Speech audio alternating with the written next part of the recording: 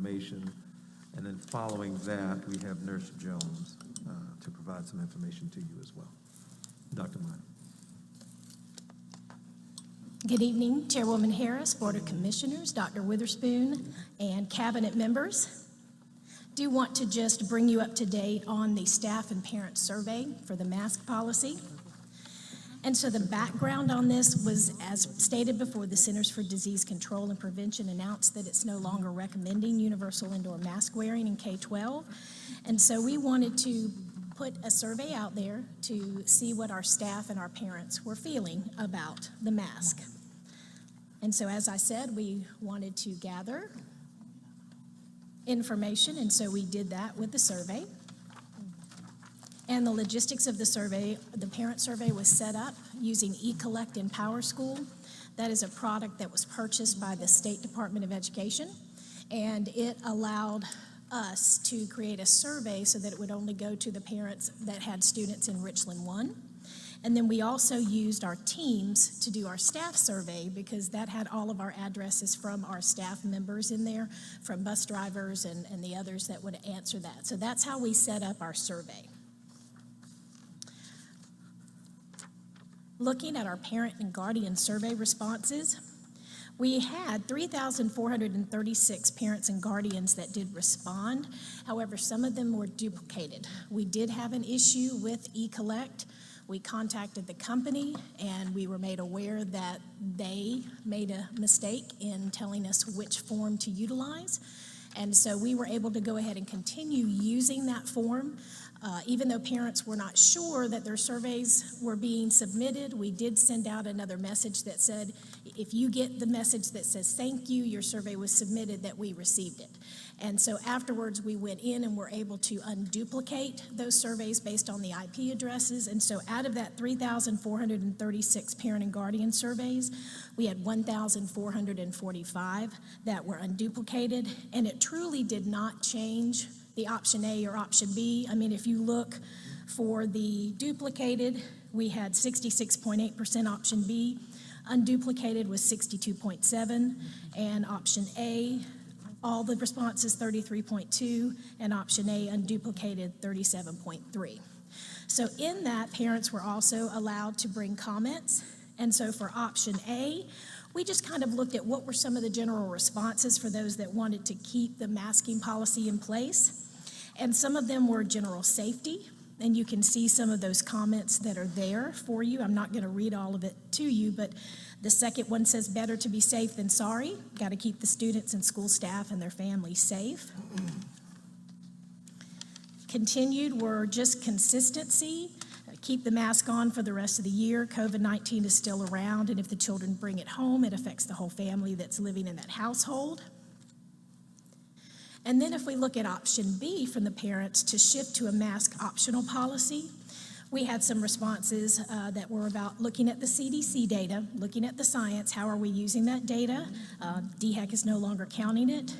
Also that it's overdue, that dropping the mask mandate is long overdue. It hasn't prevented my child from getting sick, but it has prevented my soft-spoken child from engaging with her teacher and classmates. More comments on enough, and then also optional, that it really appreciates all the district has done to keep our kids and teachers safe, but now that we know so much more about this virus, I believe it's time for masks to be optional. And then also in looking at comments for both A and B, some of the guidelines that they shared together were when the threat lowers, kids will benefit from a return to normalcy. So parents were saying that who chose both option A and B. They also were talking about vaccination levels, that should play a part in the decision, and that mask optional for vaccinated people. When we look at our staff survey, we had 1,810 individuals who completed the survey. And so with that, we had 44.3% of staff that wanted to go to option B, which is shift to mask optional. And then we had 55.7% of staff that wanted to stay with, I'm sorry, I think I have this the wrong way on there, so I'm going to make sure my colors are correct.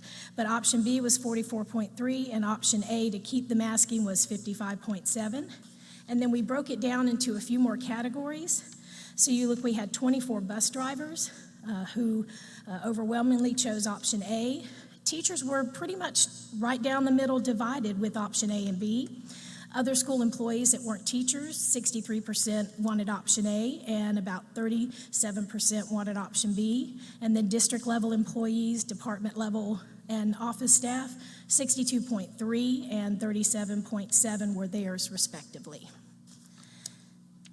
And looking at some of the staff comments for option A, some of the themes we saw were finish the school year, social distancing is not always possible, express concern for those immunocompromised and or contacts with severe health conditions, and concern that lifting the mask mandate could lead to increased exposure. And we have a comment from a teacher that says, as a classroom teacher with 25 students in an overly crowded classroom, I think we should continue the current mask policy until the end of the school year. Some of the other comments were keep masks until our county and neighboring counties have a low community level. If you remove the mask mandate while the community level is medium, then allow district employees to work remotely. And then I'm afraid if we make masks optional, the numbers in our schools will increase heavily and impact student learning. And if we look for staff who chose option B, which is shift to mask optional policy, we saw some of the themes were it's difficult to enforce the mask policy among students, inconsistent mask wearing, patrolling for proper use, and difficulty with teaching phonics and hearing issues. And some of the comments were, as a speech pathologist, we definitely need more flexibility on masks to ensure that all children have full access to interventions. And one teacher talks about having to constantly tell the students to pull up their masks. And then as the numbers are decreasing, we think it should be a discretion of each individual. And then pre-K students are being impacted negatively. And then it said, when we shift to a different mask policy, please dedicate time, effort, and energy district-wide to re-educate students, staff, families, and community about the need for reinforced hygiene and care. And so looking at comments from staff, both A and B, they were talking about removing the plexiglass desk shields, allowing for sharing of material, preference to move to mask optional when Richland County moves to a low COVID-19 community level designation. Tracking student masking opt-outs really isn't manageable. And one teacher, and most of them said they plan to continue to wear their masks regardless of whether the district moves to mask being optional. So just in a summary, to put all of the responses together, you can say that the parents, 62.7% want to be mask optional, 37.3% want to keep the current policy. And with teachers, we have 55.7%, our staff survey, we have 55.7% that want option A to keep the current one in place, and option B, 44.3% to go to a mask optional policy.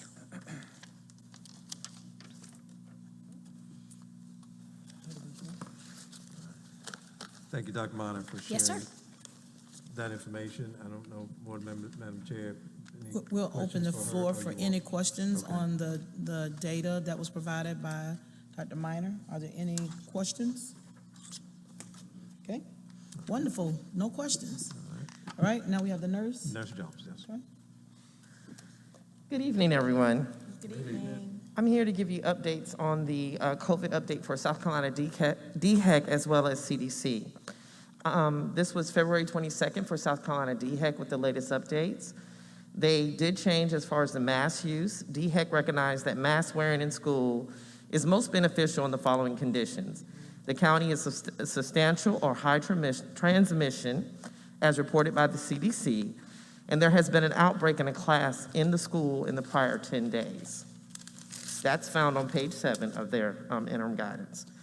On page 8, they continue with an update of contact tracing, quarantine, and test to stay programs can be suspended in the following instances. A school has less than 10% of their students, excuse me,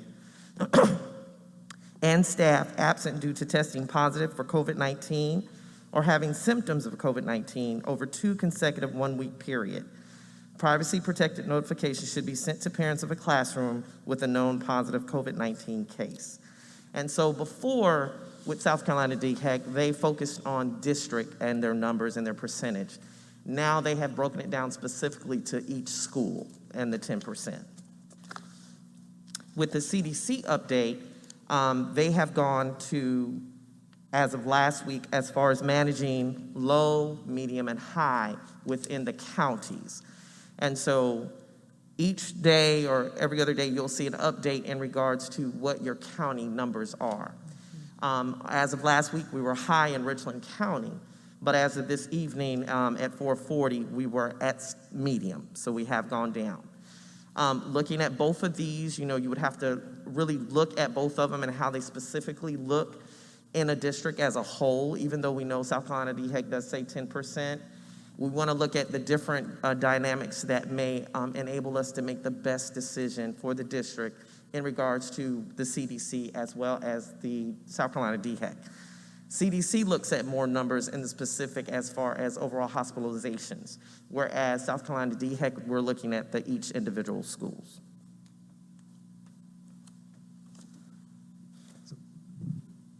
Madam Chair, again, Nurse Jones, we thank you for sharing that information and any questions that you all may have for Nurse Jones. Floor is open. Commissioner Bishop? Yes, I wanted to ask a question. This is Commissioner Bishop. At one point in time, they talked about herd immunity. Mm-hmm. Are we at that level as a society? Mm-hmm. Okay. Okay, any other, Commissioner King? Yes, good evening.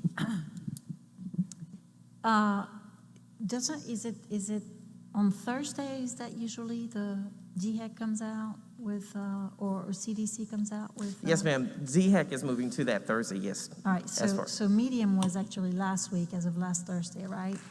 That was, And so, We're and gonna- then, so that excuse me, we Ms. King. expect, I'm Hold 1 sorry. second. We're gonna ask that you please refrain from that so everyone can hear the information. You all were applauding and we didn't even hear what was said. So I'll please repeat don't that. disrupt the meeting. Thank you. Commissioner King, continue. So we also expect, I mean, it's medium, we're all glad about that. So in a couple of days, I guess, there will be another, they're updated every week, yes, ma'am. right? Okay, right. Thanks. Okay, all right. Any other questions or comments? Commissioner Myers? I would just like some clarification. I believe they stopped some of the drive-through testing, correct? And they're doing more at-home testing for COVID-19? Yes, ma'am, that is correct. And them at-home testing for COVID-19 do not get reported, correct? Not to DHEC, no, ma'am. There is a attestation form that they do have that they do report to schools, but DHEC still is not accepting it to report. Thank you very much. Yes, ma'am. Right, any other questions or comments? Commissioner King and then Commissioner Clyburn. All right, so I'm looking at the COVID dashboard here for the district, and hey, it's as of today, so it's updated. So let's see, it's pretty encouraging. Is your shop updating those numbers, Ms. Jones? Yes, ma'am, we're part of that process. Okay, all right, thank you. Commissioner Clyburn? So I have a question about the survey. Survey, Yes, okay. we're not on that anymore. We did survey, but we'll bring survey Oh. back. Well, I can wait. I mean. No, if you we- can go ahead. We can go ahead.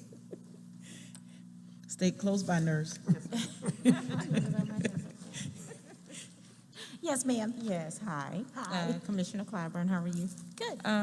So I had a question about the overall percentage of the teachers and staff responses and the parent responses. I don't know if it's as simple as me adding some percentages together to get the figure, but as far as the breakdown for overall, is that given, here?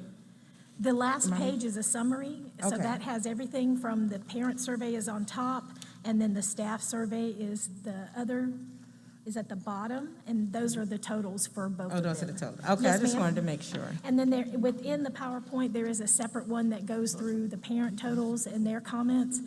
And then also, I don't have a slide number, I apologize for that, but, but the last page is just that summary total altogether. Okay. Okay, thank you. Yes, ma'am. Okay, any other questions? Okay, Commissioner Devine? Thank you. I think this may be some questions for Nurse Jones.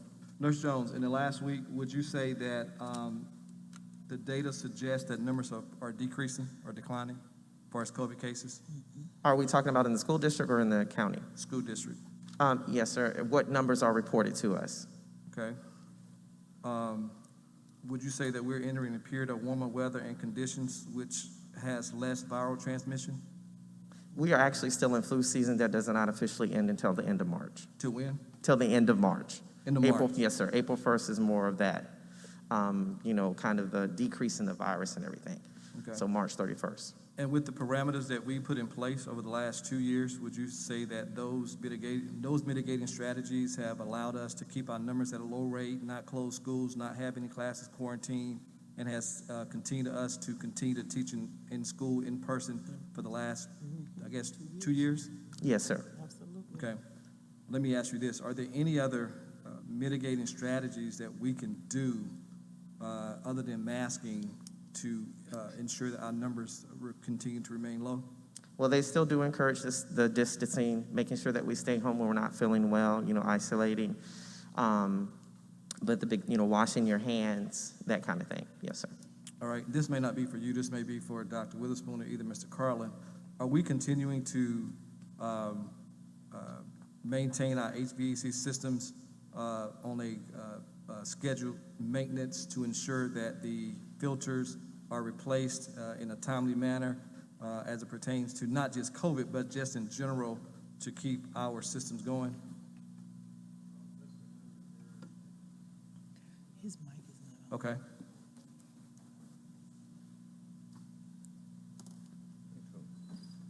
For those of you who didn't hear Mr. Carlin, he said Mr. Henry Is will here. come down, and he's here, and he will respond to that question.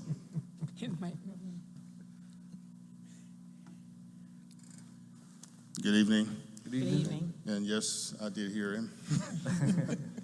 To answer your question, sir, yes, we have specific preventive maintenance work orders in our school dude system that automatically print out per school so that we won't forget to go through and change those filters. All right, any other mitigating strategies, i.e., I know one time we were using those static sprayers. Are we still continuing with those type things? And of course, the deep cleaning as we've been doing, are we continuing with those efforts as well? Yes, sir, we continue to use the EPA enlisted disinfectants that were recommended at the beginning. Just so happened we use the same product that the hospitals use. We've used that for the past 8-10 years, so we just continued. We do have the second layer of mitigation, if you will, which is the additional electrostatic spraying that you're talking about that we use in the evening, especially where there has been positive cases identified. In addition, we have introduced ionization into our HVAC units, which assist us with the filtering technology. So we continue to have those extra layers. All right. And this, again, is as it pertains to the ionization, air filters or air purifiers per classroom, is that an option for the district or no at this time? Well, CDC has always recommended that we install HEPA-rated filtration, which we did do at the beginning of the pandemic. So we have those units installed in our isolation rooms, in all of our nursing stations, where you would have that type of control that's needed. In the classrooms, that is where we decided to go with the ionization product, which actually helps us take the contaminants, if you will, out of the air and get it into our filtration units. Okay. All right. Thank you. So those are other strategies that we can continue to institute if masks are no longer needed. So that was just my point, that we have other mitigating strategies, and masking is just one of those strategies. Yes, sir. Forward. So thank you. Thank you, Madam Chair. You're welcome. But right before I take your question, Mr. Henry, let me ask you a question. As you talked about you said the ionization. What do we do for buses other than the electric static spray? What are we doing for our bus drivers we can't do anything with that air filtration system on the bus, can we? I'm not. Let's see what Mr. Collins. That Mr. would be Carlin? Mr. Carlin, yes, Okay. ma'am. Mr. Carlin needs a mic. Mike's not. Can we take Mr. Carlin's mic live?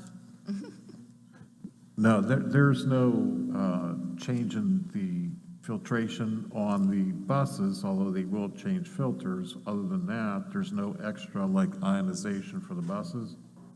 They do the cleaning with the sprayers. And then we currently are using the masks, but there is no additional ionization.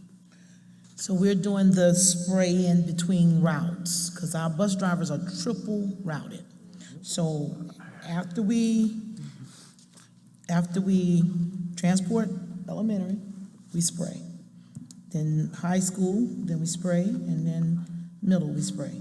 And then we do- I will check on that for you to Please do. verify that. If they have time, I'm sure they are, but Okay. in some instances, they're even running 4 times. Okay, right, correct, 4 times. Okay, all right. Commissioner Bishop, Thank you, Madam Chair. I wanted to just look at these numbers again. So, for the survey, sorry, not for you, Mr. Henry, for the survey. thank you, Mr. Henry. You going back to the survey? Yes. Okay. Survey, just stay close to the front. Yeah, that might be the smart thing. Just let's stay.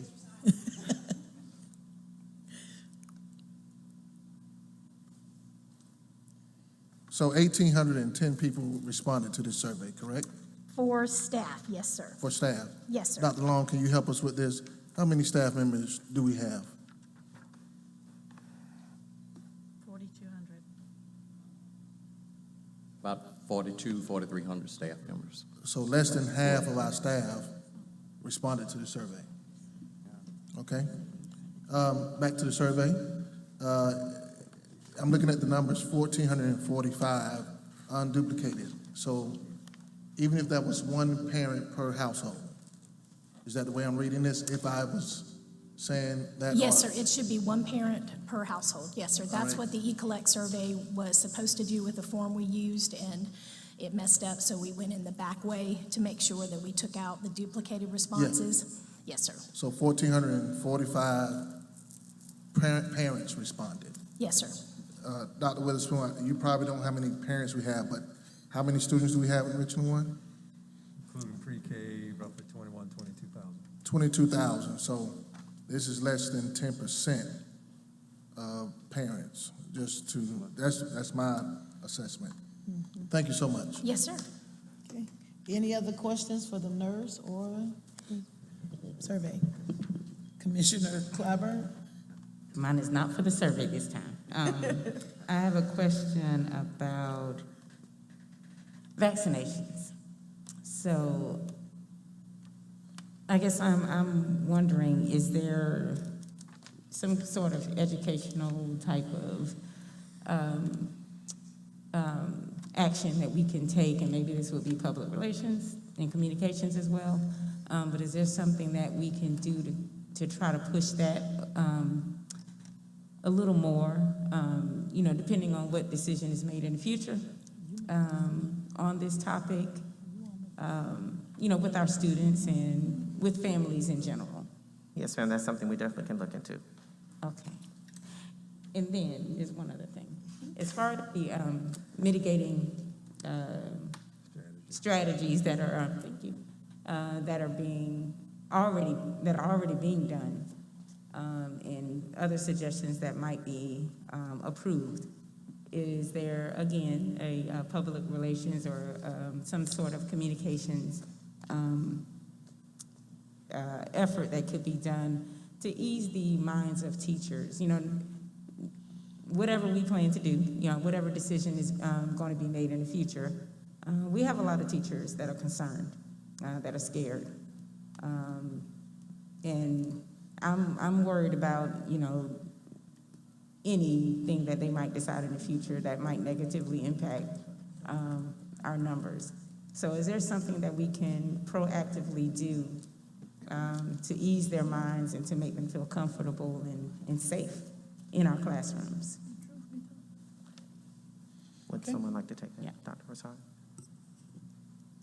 Is that a I question? will, I will take that. And Commissioner Clyburn, yes, part of what we, depending on direction of the board, what has to follow are several things. To your point, I'll step outside and then get there. Work with county council, but also given the results that Dr. Minor and her shop have collated and shared, there will need to be some internal and external communications about what we have in place. We've done that, but you have to continue to do that. And we all understand the concerns as well. But we'll have to continue to do that. What do we have in place? What we will continue, and this is something that we started having conversation and discussion about last week. What other mitigating strategies do we need to keep or tweak or what have you? So there will still need to be some work to be done. And that communication, that outreach, that PR, if you will, internally and external, will need to continue. And the results that were shared certainly indicate that there is a need to do that as we move forward. And that is something we are prepared to do more of and to continue to do. Okay. All right. Thank you, Dr. Witherspoon. Any other questions or comments? Commissioner King. I'm going to get right to it. Dr. Witherspoon, in the past, I think the board in general has let you make recommendations or just say, we're now good to go.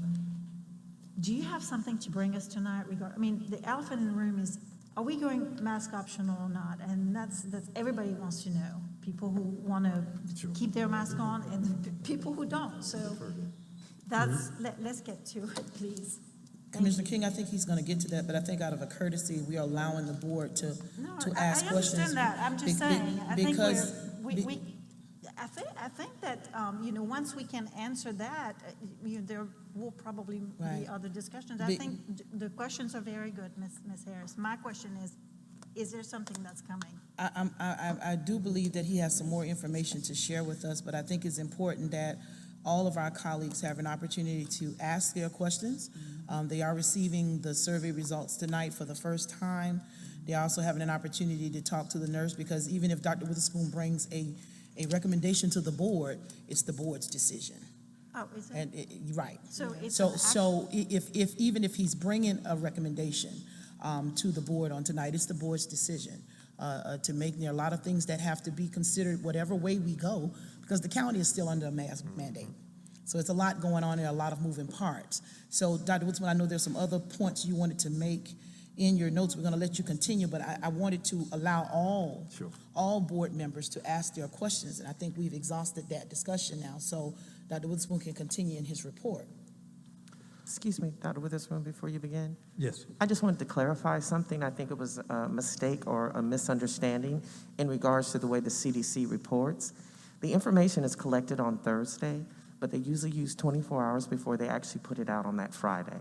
So the correction statement of last week we were high is correct, because it did not get posted until Friday for this week up to claim it for medium. So I just wanted to clarify that. Okay, everybody good? Dr. Witherspoon. Thank you. And again, I did share just some of points in terms of, as the chair mentioned, Richland County Council needing, time to work on an internal, external communication plan. What's that, and also what time that we could inform and get that out, and then again reviewing those other safety protocols and mitigating strategies and factors that we have in place. So those are the points in addition to what has been shared previously, Madam Chair. It's up to you, Dr. Witherspoon. That being said, Madam Chair, members of the board, it is the recommendation of this administration that effective Monday, March 14th, Richland 1 transition to a mask optional stance as it relates to policy ADD. And the rationale, again, for that delay is, again, county council getting an internal and external communication plan together, get that out to staff, have those conversations, discussions, and time for us to look at other safety protocols that we have in place. Also, Madam Chair, I want to say this. I want to thank this board as we have worked through the pandemic. You all have allowed the administration to work through a lot of the mitigating factors and things that we did over the last year and a half to 2 years, and we're very appreciative of that. And we certainly always kept you all informed of that. And again, we're very appreciative of doing that. But as it relates to this piece, I have to bring this to you because of policy ADD. But the other mitigating strategies and those types of things, again, we will be taking a look at and rolling out a comprehensive, if you will, message. And also, Madam Chair, as has been stated both by DHEC and also CDC, in the event that there needs to be some change based on those measures and so forth, I would also ask that the administration be able to adjust accordingly with that, certainly keeping certainly the board informed in that regard. Madam Chair. You've heard the recommendation of the administration. What's the pleasure of the board? Move for approval. Second. It's been moved by Commissioner Bishop. It's been seconded by Commissioner Lomanak. We'll open the floor now for question or discussion. A motion has been made by the superintendent to effective March 14th to move to mass optional in Richland 1. It's been properly second in motion. So we'll open the floor at this time for any question or comments. Commissioner King? Ms. Harris, I don't mean to be contentious about this, but there is no agenda item here that speaks specifically to a vote on masks, but there is an item that says 11.2 policy ADD face covering. And so we could just, because it's listed on the agenda, vote on that, which would give the exact answer to the superintendent's recommendation. I fear that, this motion, this item is not an agenda item. And so I suggest that we just take 102 with the caveat that, when we change or review policies, I think that there are two readings. I mean, that's the policy. Commissioner Bishop, can you rescind the motion? Madam Chair, I rescind my motion to approve the recommendation of the administration. We need a second. You're rescinding your motion? Yes. All right, so we'll address the mass policy 11.2 because at the end of the day, it is the board's decision. We have heard from the superintendent and what he is recommending. So we have received the information side of that. We will move forward now. Thank you so much, Dr. Witherspoon. Did you have anything else in your board report? Yes, Madam Chair. Let us allow him to finish his board report and we'll deal with the mask mandate at the policy. Correct. Thank you, Commissioner King. Thank you all. Congratulations to the W.J. Keenan High School girls basketball team on winning the 2022 Class 3A state championship on Friday, March 4th. The team defeated Camden High School 60-58 to bring home their third consecutive state title. Congratulations to head coach Reggie McClain and his team. We also congratulate the A.C. Flora High School boys basketball team and head coach Joshua Staley on their outstanding season. The Falcons finished as the runner-up for the Class 4A state title. Our schools and staff joined in the national celebration of Read Across America Day on March 2nd. In conjunction with this observance, I launched the Superintendent's Book Club. To join, all students have to do is read. Book club members will be invited to a special reading celebration, and there will be recognition and prizes for the school, class, and students who read the most books. As an incentive to encourage them to become members of my book club, if students in pre-kindergarten through 8th grade collectively read 250,000 books by May 6th, I will let them duct tape me to a wall. Okay. Students who want to join the superintendent's book club should contact their teacher for more information. We have several education-related observances through the year, and I want to highlight a few of those observances for the month of March.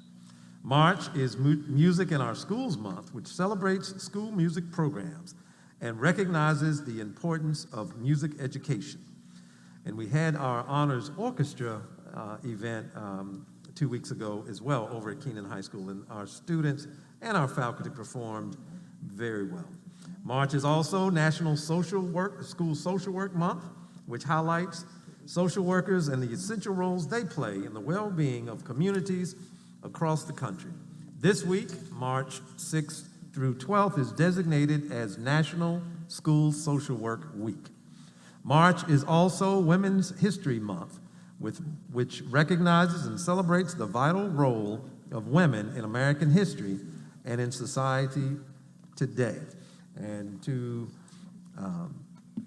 members of the board and certainly all of the women in Richland 1, we salute you.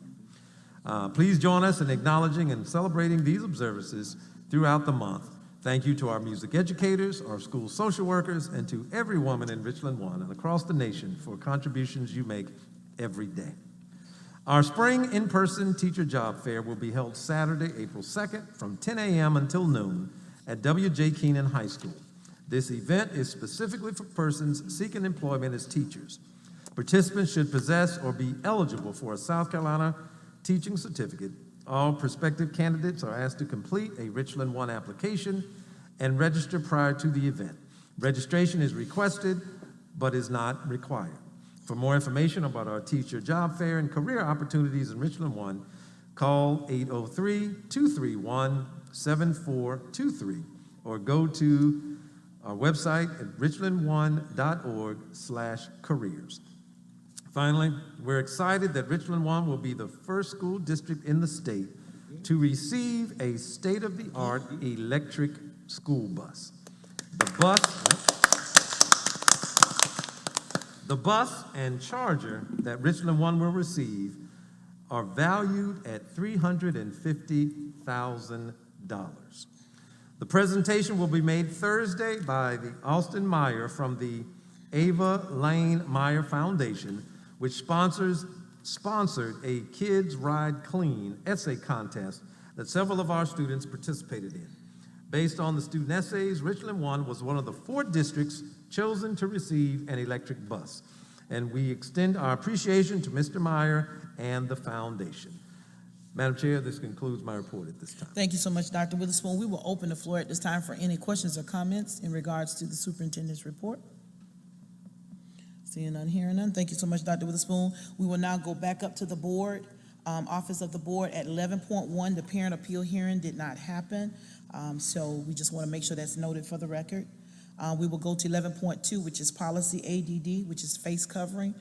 If you're in board docs, you can pull up the policies if you need to see them. We do need to discuss the policy or whatever recommendations is going to be made at this time. Madam Chair. Commissioner Devine. Oh, I'm sorry. Go ahead. Thank you, Madam Chair. I'd like to move that we rescind or repeal policy ADD, face coverings, at this time, with the caveat that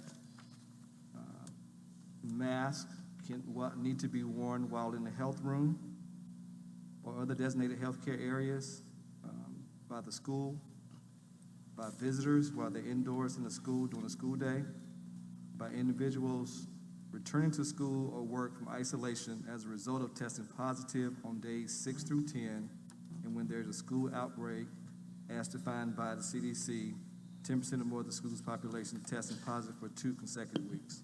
Second. Okay, there is a motion on the floor to rescind ADD policy effective, I believe, March 14th. Correct. It's been properly seconded by Commissioner King. We'll now open the floor for question or discussion. No. Commissioner King? So, Mr. Devine, if you don't mind repeating the, with the understanding of et cetera, particularly I want to make it very clear, I want to understand the visitors portion. So are you suggesting that the visitors wear masks That's correct, yes, all the ma'am. time? Yes, ma'am. What if the visitors were providing proof of vaccination, for They example? still carry the virus. Well, I'm sorry, Ms. Clobber, you'll have your turn. What if, we're exploring, you know, I mean, if people are vaccinated, most likely they, at which point do we sort of get rid of the masks? If you've got visitors that are volunteers that are there for the day, you know, do they have to wear their mask all day long if they can provide, let's say, I mean, can the administration talk about that? Proof of vaccination, occasional test or whatever? And we've got a lot of volunteers, and we've got a lot of volunteers that spend a lot of hours in our schools. Commissioner King, I would ask that we allow the superintendent to bring that back to us Okay. because proof of vaccination doesn't, there are people getting COVID with the vaccination. So showing proof, I think we need to allow the superintendent to bring that part back to us. Sure, I'm just, I mean, Out of fairness, being that we are talking about this head on, straight off the cuff. So I think that piece needs to be brought back to us, you know, if we could. I agree wholeheartedly with Commissioner Devine. A visitor needs to be masked because we still have the responsibility of protecting the child. Also, You know, Madam Chair, Commissioner Bishop? you know, there are people who are falsifying these vaccination That cards is as well. correct. Can't That is falsify a correct. We can't mask. ask for that anyway, right? I appreciate that, Madam Chair. This is the point of discussion. That's why I wanted to bring that up. Let me ask a question. From a legal standpoint, Attorney Williams, can we ask for a vaccination card? It's HIPAA. It's not. Yeah, we can. It's my understanding that some people have asked and individuals have not provided that. And I'm not aware that you're demanded to present that You information, might want to leave that alone. but I'll look at that further.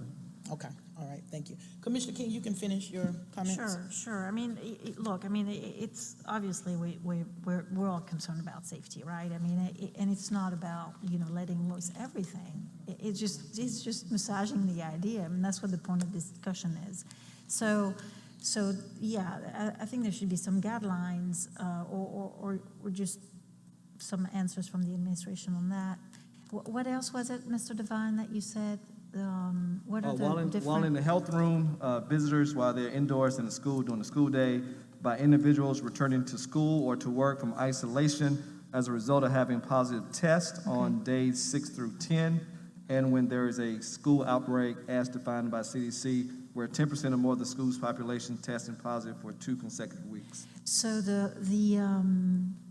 your second point about wearing a mask after having had COVID, are you, those number of days that you are talking about, are they modeled after the CDC recommendations?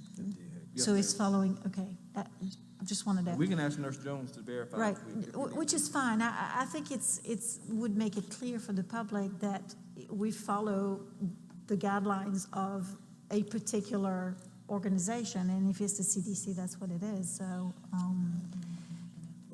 you know, I don't know if you want to be super specific on the number of days because those guidelines change, but we could say according to the guidelines recommended by the organization that we are following.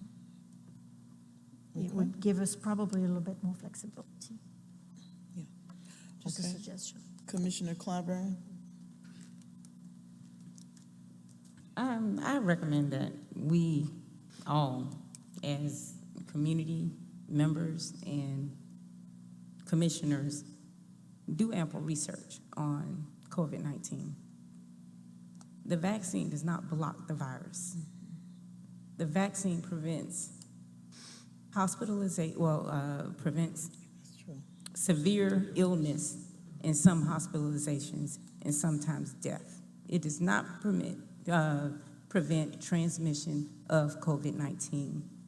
So providing proof of vaccine means, I don't know, nurse, I don't think it means a hill of beans, really.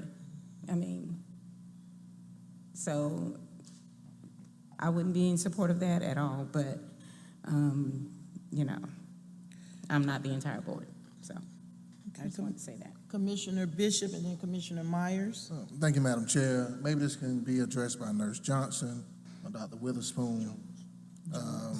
As this may be a move forward to do mask option, if there's a student who used his choice or her choice to wear a mask, and there is some anxiety from the student while engaging a teacher who is not masked, will there be any preferential treatment for the teacher to wear a mask around that particular student? Nurse Jones? Is she still in the room?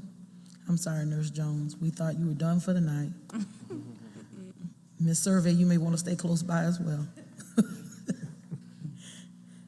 Thank you, Nurse Jones. Yes, I'm sorry. So your question was as far as if there was an individual that was wearing a mask and they felt uncomfortable around someone that was not? Yeah, they instruct their teacher and staff, yeah. Would that staff or that teacher be recommended by this administration to engage that student with a mask because of the anxiety of the student? We have not discussed that. That would be something we would have to discuss. Okay. Yeah, there are some moving parts. That's why we needed some time out. Yes. If you forward in terms of implementation. Because of concerns like that, how would we address, and I'm sure, we'll have similar conversation with school staff and so forth, because, they're going to be the ones on the front line on this. So how would we deal with those things? Those are again, we started talking about some of this last week. But there are some, and as we've been talking through this pandemic, and making plans and so forth, they're intended and unintended consequences. That, and sometimes there are things that we'd solve for something and then find out, there's 2 or 3 other things we need to solve for. So to your point, those are some things, again, we need to get in front of our school administrators, our staff, and field questions from them, and how do we deal with various scenarios and the like. That's thus needing some lead time, if you will. Yeah, Dr. Witherspoon, and I guess you're definitely going to look at every scenario, but the other scenario is vice versa. As Commissioner Lomanak has, spoke about teacher exodus. Yeah. If this decision go forth, you may have several teachers who will say, this is not the environment I want to work in. And there may be cases of applications of FMLA or whatever. So when we do vote, go through this decision, I think that we should be prepared for all these scenarios to come forth, because it's just not one perspective regarding this, or even 7 that's sitting on the board. So just wanted to make sure that was communicated. All right, Commissioner Myers. I'm having issue actually trying to pull up the policy, but I just want to make sure, are they required to wear the mask on the bus, or they have option on the bus?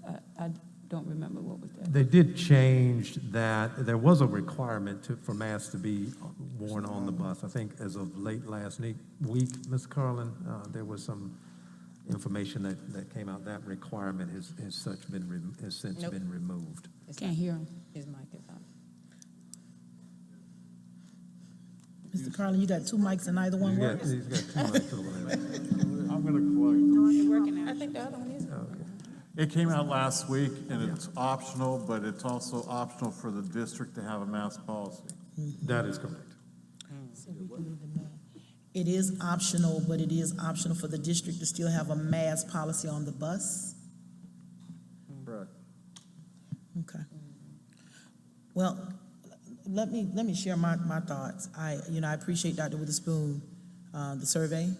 Of course, it does not speak to the amount of teachers and parents that we have in this district. It's a very small percentage. But it does give us the data from those that were able to do the survey. I use a lot of things to determine why I make my decision. We put the mask mandate in place because we're in a pandemic. We're still in a pandemic. But we have the option to go mask optional. It's an option. We have a county that has a mask mandate in place. To my colleagues, with Dr. Witherspoon giving us the March 14th date, and I don't know if this needs to be a motion by me or who, Commissioner Devine, but I would ask that we do a call meeting on Friday in enough time to make this decision so that we can communicate this out to our parents. There are some things that Dr. Witherspoon still needs to bring to us, even hearing that we can still mask mandate on the bus, which is one of the most confined spaces we have. There are concerns there. To make this decision, we have the policy ADD before us, and we have to make a decision about it. The wording of it needs to be critiqued to say whatever it is, Attorney Williams, that we needed to say. So even voting on rescinding the policy and moving forward with March 14th, have no problem with that, but I think we need to make a decision with all of what we need in front of us, Dr. Witherspoon. I don't think we have that tonight. I think tonight we have the survey results. We've heard from the nurse. We've even heard from Mr. Carlin. First, I'm hearing that we could still mandate on the bus, that we had that option. I think it's something that we need to review so that we can make the best decision for the children that we serve. Not knocking the mask option, not knocking the mask mandate. My responsibility is to protect children, protect parents and teachers and the community. And I want to make my decision off of having all of the information in front of me, not portions, but all of it. So you all can tell us how we want to proceed on tonight. Mr. Devine has made a motion to rescind the policy. However, we are under a county mandate. So do we need to now talk to county council as to the decision that we're wanting to make? Because we're still under a county mandate. So is that a discussion that needs to happen or what? Madam Chair, Commissioner Bishop? the county mandate is for another 60 days? Another 60 days. Okay. So I just, if we drop the mask mandate, we are still under a county mandate. So how do we proceed? So do we now take the information that we've done a survey? Hey, this is our desire to do X, Y, Z. We are going to forego our policy effective March 14th. Is this something the county may want to look at? We have to look at all moving parts to make sure that we even stay in compliance, because there's an ordinance out there still that we're subject to. So, yep. And let me be clear, this discussion is on the panel up here. We don't need any comments from the audience, and we're going to ask that you respect that. Okay? Well, then we're going to ask that you leave the meeting. Thank you so very much for attending tonight.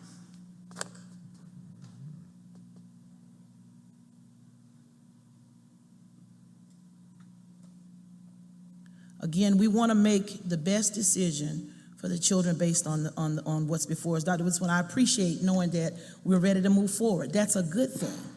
But we have a county mandate in place as well that we have to deal with. So we have to take that up in a discussion at least tomorrow with at least the chair of county council. Okay, we're ready to move forward. This is what we're going to do. We come back on Friday. We still have enough time with the March 14th date to make the decision, to change the policy. Attorney Williams has enough time to work on this policy. As the policy is tonight, we rescind the policy, but we have nothing in place. The things that Commissioner Devine has put in play, we need to have that now in writing before us. Am I correct? To make sure? Between Before now, we- between now and Monday. which would be Friday. We meet Friday so that we have enough ample time to make sure our parents know the move we're going to make Monday. I wouldn't want to do it on Monday. I would prefer, if we can, on Friday, even if it's got to be a virtual call. Guys, I think we need to do this the right way because the county has put us under another 60-day mandate. So if we rescind our policy, you still have a county mandate. We're a county.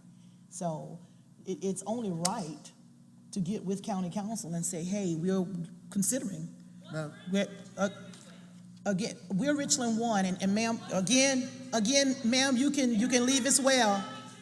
You have a good evening. Sure. When you meet. She's not listening. We're gonna ask security to please remove any outbursts in the meeting. We're working to make the right decision again. Now, to the audience, you're here to observe the meeting, and at the appropriate time, we allowed you to make your comments. It was during public participation. We are no longer at that part. Now, the board is trying to make a decision that's in the best interest of all children. I don't serve one or two. I serve 22,000. So with that being said, we want to make our decision based on facts. We want to make sure that we stay in compliance with the county's ordinance. And I think that Friday gives us enough time to do that. So the board, y'all let me know what we want to do. Is everybody okay with Friday? you need a recommendation? Yes, Chair? somebody do something Ms. Harris, so we can move forward, Mr. Bishop? I move that we have a call board meeting on Friday. There's a time that you have identified as chairwoman. Second. Okay, there is a motion on the floor to have the call meeting on Friday, and that allows me to get with county council as to what the board, what the Richland 1 is preparing to do. That gives us ample time to make a decision. We can do it at 12 noon lunchtime. It's been seconded by Commissioner Clyburn. We'll open the floor right now for any questions or discussions, and we'll take a vote on that, and then we can go back to the original motion. Because I think we're wanting to still entertain the motion, but we need more information, especially as it relates to what the county has in place. I can't speak to what other districts are doing, but we have to stay in compliance with what the county has in place. Commissioner Lomanak? Yeah, I guess I was asking, my question was, I thought there was a motion on the floor by Commissioner Devine.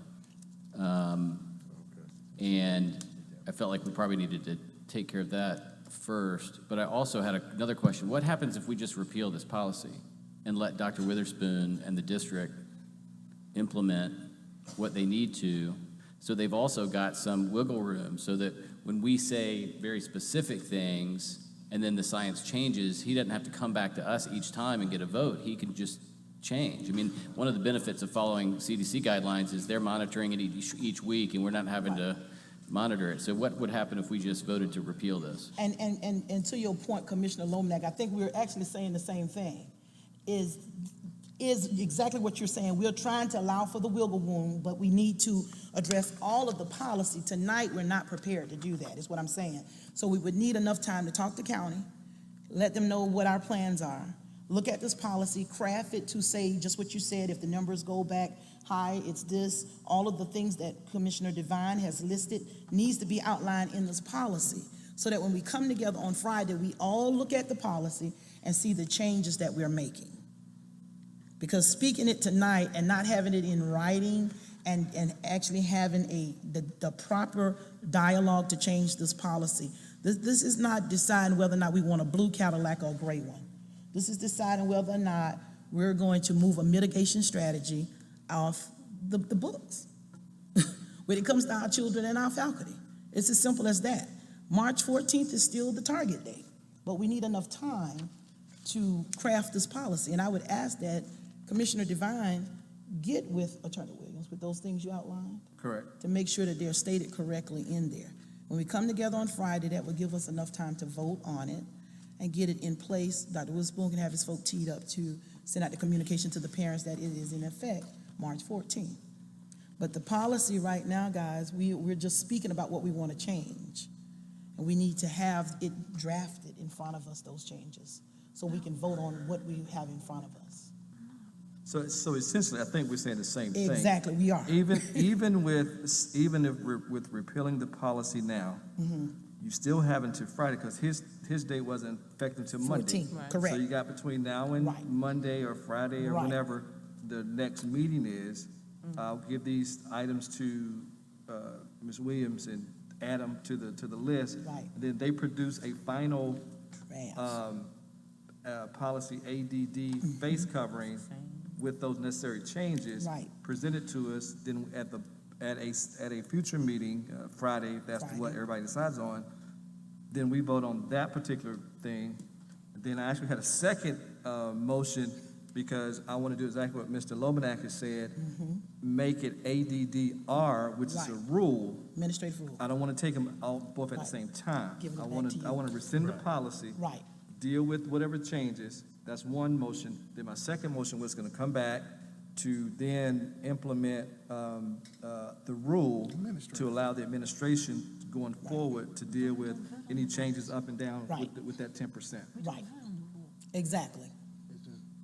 So So so that'd be we're two all separate practically saying the same thing. Well, March 14th is still the targeted date. We just need it done in a way that we can vote on the policy and hand it over to Dr. Witherspoon as an administrative rule, so he can take it from there. And it comes from under it's still our policy, but he turns it into he adds an administrative rule to now implement it.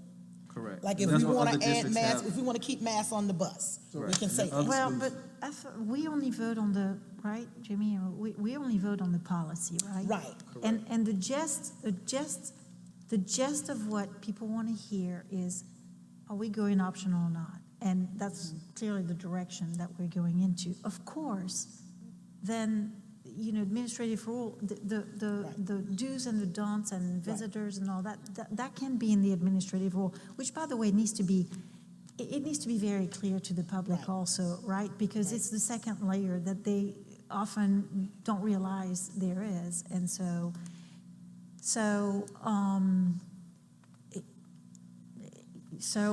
we have to, we can repeal the policy as to universal mask mandate tonight, and then on Friday, I will tell you this. There are so many people who have waited for so long, and I think that would be really a vote of confidence. And we take care of business on Friday to iron out the details, and I think it would be a win-win for everybody. But I think to walk out of here with not having taken action to send the signal as of Monday, you can expect, given with the, and I don't think the county is going to be an issue apparently, And Ms. King, I That's- think we're all saying the same thing. I just beg to differ, as in, tonight we're taking a blind, if we repeal the policy tonight, there is no policy in effect until we put a policy in place. So the policy needs to stay in place until we come together Friday and with the new version of ADD. Am I correct, parliamentarian? If we repeal it tonight, it no longer exists. well, you So- repeal it. Correct. right, And so then I was going to come back with Right. ADD in the separate Right. motion In a- to right. make ADDR That's it. Right. the administrative rule Right. with these caveats or extra things Right. there. So, yeah, so it's out of the board's hand and into back the to the superintendent's administration's hand. hand. And that's the goal for Friday. I don't want to say that we have not accomplished anything tonight, because I think we've accomplished a lot. I think we've gotten to the point where we have a target date.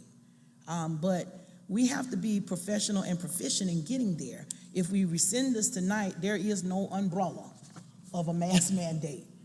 And then Friday, we're going to impose one. No. Remember, I'm if coming back we with the rescind it. second, I'm No, coming back with the because you make second it motion effective. to do administrative Right. rule with these items in there tonight. And Ms. So it's Harris, two motions. And then we would approve that on Friday. Correct, so staff is gonna take it back tonight, so you Right. still, in essence, will have face covering rule in effect, which is still the same policy, it just becomes a rule, so you do have something still in effect. you can make the effective date of the repeal as March 14th. That's Right. Right. I'm yielding to the pleasure of the board. So Like the I've motion- said. So the motion on the floor right now is that The board meets on Friday Right. to discuss Yes. item ADD. And it's been properly So- second. So let's go ahead and take a vote on that, go Yes, back sir. to the original motion, then I get back to the second motion There you regarding go. the administrative rule. Okay, all those in favor of meeting on Friday at 12 noon to rescind ADD, the policy? Miss, Say aye. We're can gonna we take. do this virtually? It's Yes. going to be easier on everybody. Absolutely. Thank you. Absolutely. I'm okay with virtual. Okay, all those in favor of the meeting on Friday at 12, say aye. Aye. Those that oppose, say nay. Okay, the ayes have it. Richland 1 Board of Commissioners is gonna meet at 12 noon virtually. Now, those that wanna come in, we'll make arrangements for you to come to SAB if necessary. Come and where? But this is the only item on the agenda for Friday. Policy ADD. Correct. Okay? All right, now let's go back to the items that Commissioner Devine has listed that needs to go in there, because that's a vote that needs to be taken as well. Mr. Devine, if you will restate those items, or do So you have them motion- already, Eva? So, Okay, and he can give you the printed copy of what he has, because we're gonna make sure it's in there. Right, right, correct, right, correct. okay? Okay? Okay, all those in favor of those items that Commissioner Devine listed as a part of the new ADD policy, say aye. Aye. Those that oppose, say nay. Okay, the ayes have it. Okay, so we have a meeting on Friday, 12, We still to vote here? Do we vote? Commissioner Devine. Commissioner Devine? I've got another motion. Okay, he has another motion.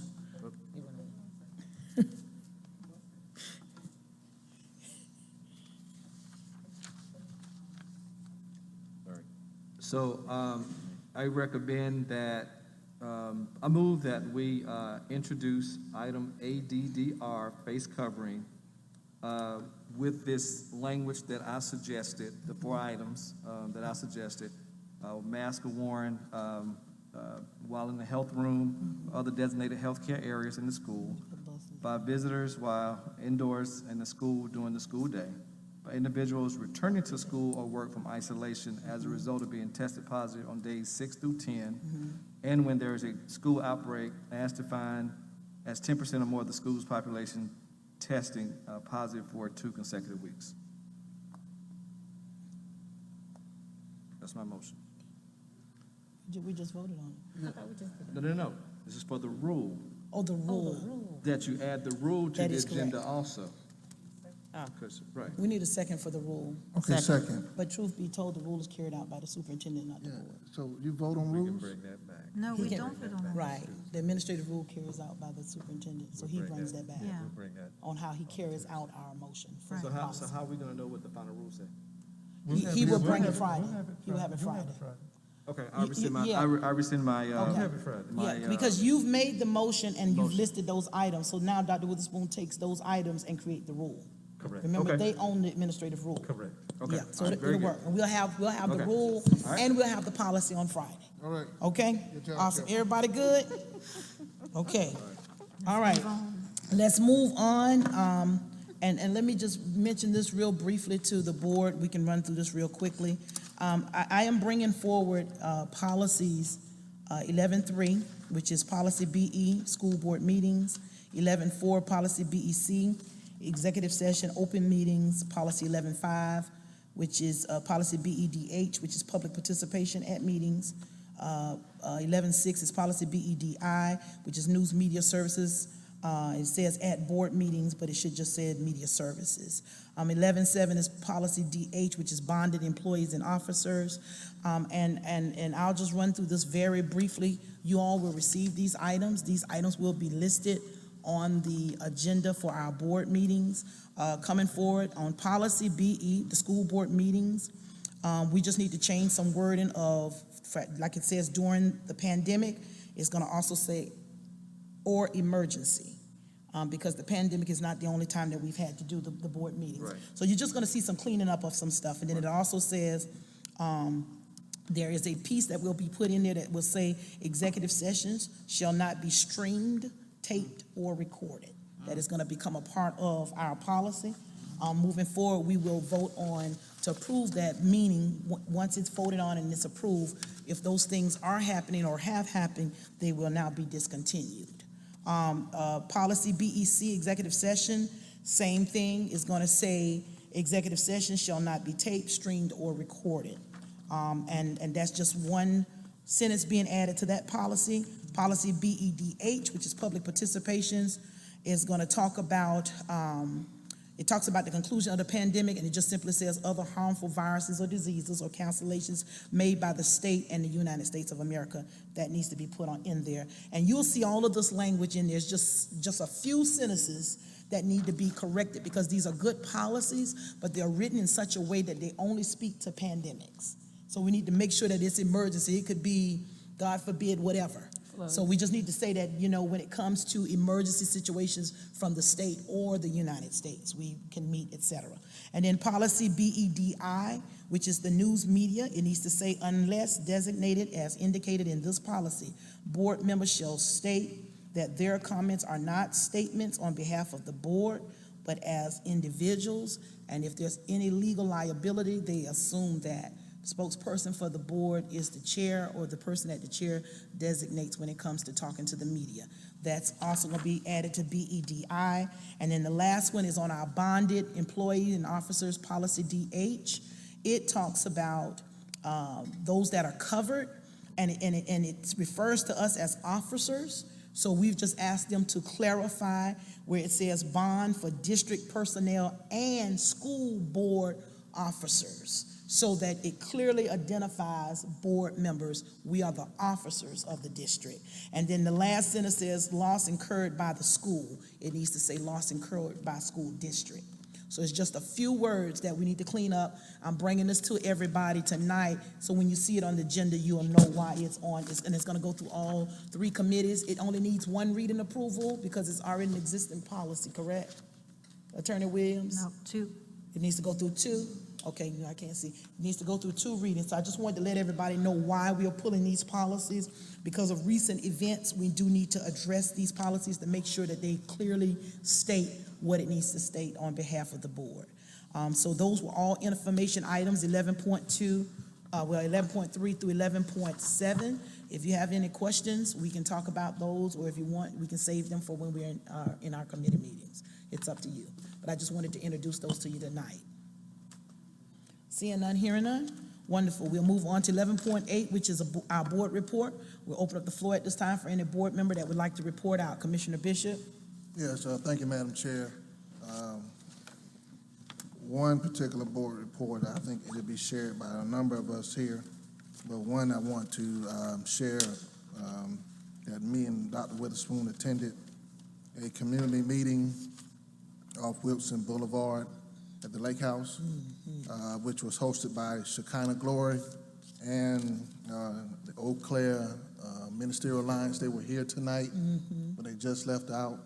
And then it was amazing to see a number of people who represented law enforcement on the county and city level, several of our principals, a number of faith leaders, and a few business leaders or just community leaders who was there to just show their concern about the social development, as I would probably categorize it, in our community. As a community and a city and even a county, I think we need to definitely coordinate the same efforts throughout the city to have conversations about what can we do to address what may be a growing concern of crime, not just in our city, but in our county, that will bleed over to our schools.